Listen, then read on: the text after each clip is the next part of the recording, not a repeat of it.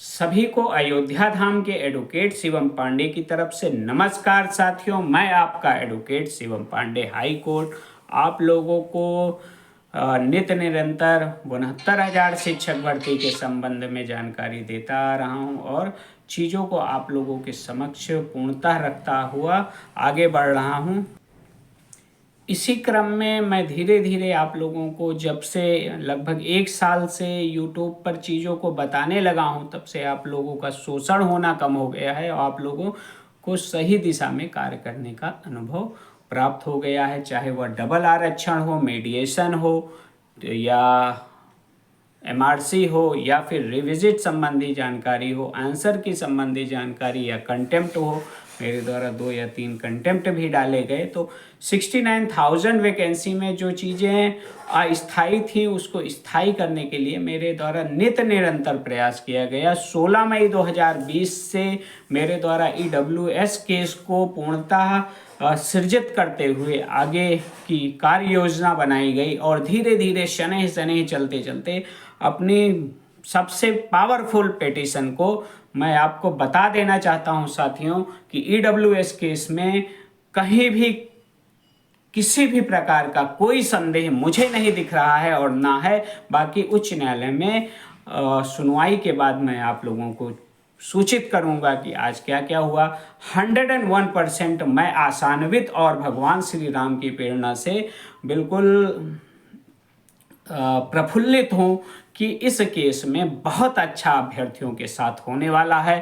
अभ्यर्थी जिन्होंने मेरे ऊपर विश्वास किया था या कतिपय कारणों से कोई भी कहीं भी चला गया था, मैंने किसी एक बंदे को कहीं भी नहीं छोड़ा है, सभी को अपने साथ लेकर चला हूं और अपनी पिटीशन तैयार कराने के बाद उसमें जो भी MP, राजस्थान और विभिन्न प्रकार के सर्वोच्च न्यायालय के आदेश लगाए हों। लोग कहते हैं कि 69,000 शिक्षक भर्ती में यह आदेश हुआ है, इसके कारण हम जीत जाएंगे, हार जाएंगे, कैसा क्या है।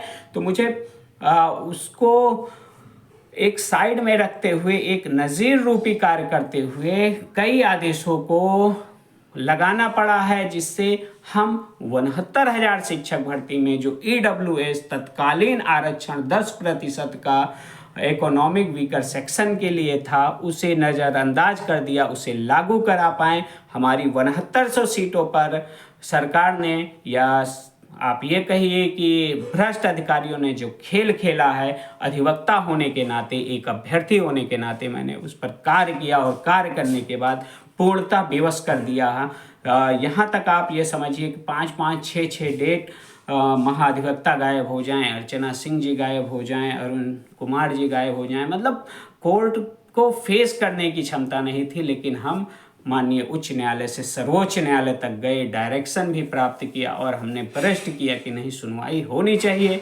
और सौरभ श्याम शमशेरी सर के अंदर ये लालसा अधिक रहती है कि जल्दी से जल्दी केसेस डिसाइड करें। वो 4 बजे के बाद तक सुनना शुरू कर देते हैं केसों को, इसलिए उन्होंने स्पष्ट रूप से पिछली सुनवाई में कह दिया है कि अब हम इसको डिसाइड करेंगे। तो EWS के समस्त साथी जो मेरे साथ हैं वो धैर्य बनाए रखें, जो मेरे साथ नहीं है वो भी धैर्य बनाए रखें। अपना EWS का करंट और याचिका में शामिल होते समय जो फिलहाल तो मैंने ही सारे डॉक्यूमेंट्स कोर्ट में अवेलेबल किए हैं, कोर्ट में लगाए हैं। विभिन्न याचिकाएं ऐसी हैं जिनमें कोई डॉक्यूमेंट नहीं लगाया गया है, सिर्फ 4 पन्ना लिख के दाखिल कर दिया गया है। तो वह भी अभ्यर्थी मुझे EWS का सर्टिफिकेट अपना भेज दें। कल की स्थिति क्या पैदा होती है वह हम कोर्ट में ही देख लेंगे, लेकिन कोई हताश निराश ना हो। मेरा इस वर्ष का है, उस वर्ष का है, अधिकतम साथियों की नौकरी के लिए जो मेरा प्रयास था वह परिलक्षित होता हुआ मुझे दिख रहा है। तब तक के लिए धैर्य बनाए रखें। मैं आपको इसी चैनल पर या फिर लिखित हर एक सूचना देता रहूँगा। आप लोग संगठित रहें, एकत्रित रहें और चीज़ों को समझें, किसी के बहकावे में ना आएं।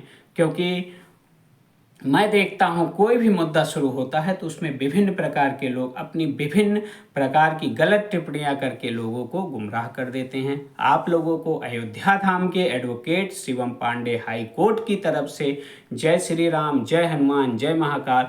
आने वाला दिन सभी का शुभ हो, सभी स्थायी रूप से सहायक अध्यापक के रूप में चयनित हों। इन्हीं शुभकामनाओं के साथ EWS साथियों से सिर्फ इतना रिक्वेस्ट है कि वे स्थिति परिस्थिति को समझें, अनावश्यक परेशान ना हो और किसी के गलत बहकावे में ना आए। धन्यवाद।